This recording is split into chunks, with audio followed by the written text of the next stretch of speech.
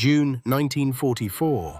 The largest invasion in human history is about to begin, and its entire fate rests on whether Adolf Hitler believes one man. A man whose spy network is feeding Berlin its most trusted intelligence. There is only one problem. Not a single one of his 27 agents is real.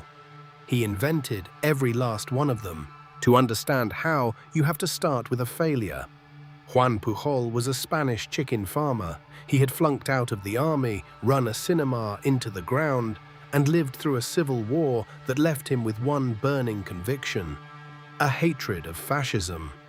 When the Second World War broke out, he decided he would help the Allies win it. There was just one catch. Nobody wanted him there. He walked into the British embassy in Madrid and offered to spy for them. They turned him away. He tried again, rejected again. So Juan Pujol did something that no rational person would ever attempt. If the British would not make him a spy, he would make himself one by working for the enemy. He approached German intelligence and offered to spy on Britain for the Nazis. They were interested, and so with no training, no contacts, and one enormous lie, they sent him to gather secrets in London. Except Juan Pujol never went to London. He had never even set foot in Britain. He moved to Lisbon instead and began inventing an entire war out of thin air. He built his intelligence reports from whatever he could find: a tourist map of Britain, a railway timetable, a guide to the British fleet, and magazines from the local library. His geography was often wrong. His costs made no sense. He once billed the Germans for expenses in a currency the country didn't even use. And still, incredibly, Berlin believed him. To explain how one man could know so much, Pujol did something audacious. He invented other spies, a network of sub-agents scattered across Britain, each feeding him secrets. He gave them names, personalities, histories: a Venezuelan student, a disgruntled official, a Welsh nationalist. Over time, his imaginary network would grow to 27 agents, and the Germans would pay a fortune to fund every single ghost. Then the tables turned. Britain, secretly reading Germany's coded messages, noticed something alarming. Berlin was acting on detailed reports from a spy inside Britain that they could not identify. They launched a frantic hunt for this leak, only to discover the truth. The spy wasn't real, the reports were invented, and the man behind it was begging to work for them. This time, the British said yes.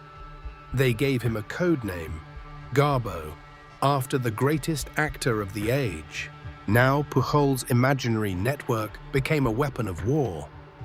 Working with his British handler, Garbo sent the Germans thousands of messages, a careful blend of truth and fiction.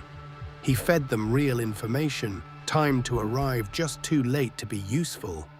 He built an unshakable reputation for accuracy, and the Germans, utterly convinced, kept paying over $1 million to run a spy ring that existed only on paper. His attention to detail was staggering.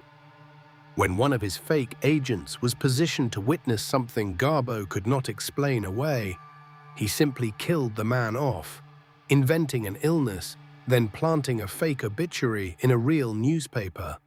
The Germans were so moved, they sent condolences and a pension to the grieving widow. A widow who, like the agent, had never existed. All of it was building to a single moment. 1944.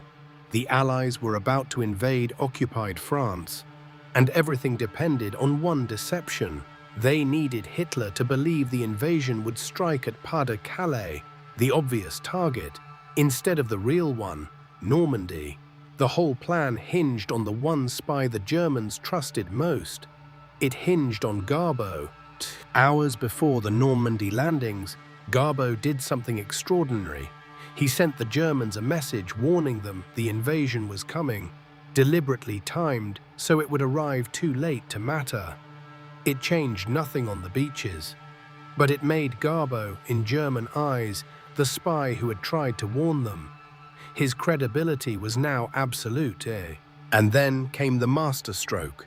As Allied troops fought for survival on the Normandy sand, Garbo sent his most important message of the war. Normandy, he insisted, was a trick, a diversion to draw German forces away. The real invasion, the big one, was still coming. At Calais, do not move your armies. Wait, Hitler believed him. On Garbo's word, powerful panzer divisions that could have crushed the Normandy beachhead were held back, waiting for weeks for an attack that would never come. By the time Berlin realized the truth, it was too late. The Allies were ashore for good. A chicken farmer's imaginary spies had helped decide the fate of the war. Here is the part almost too strange to believe. The Germans never discovered the deception. To the very end, they thought Garbo was their greatest asset.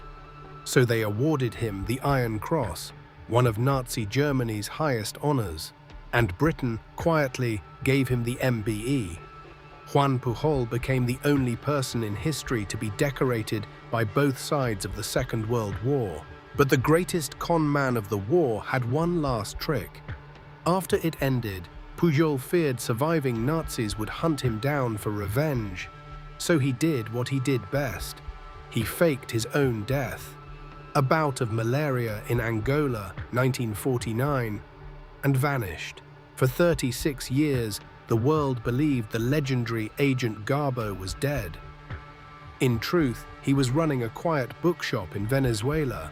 In 1984, he resurfaced and finally walked the Normandy beaches his lies had helped save. The greatest weapon of the Second World War was never a bomb or an army. It was one rejected nobody with an imagination and the nerve to sell it to Hitler.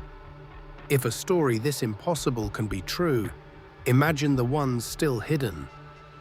Subscribe at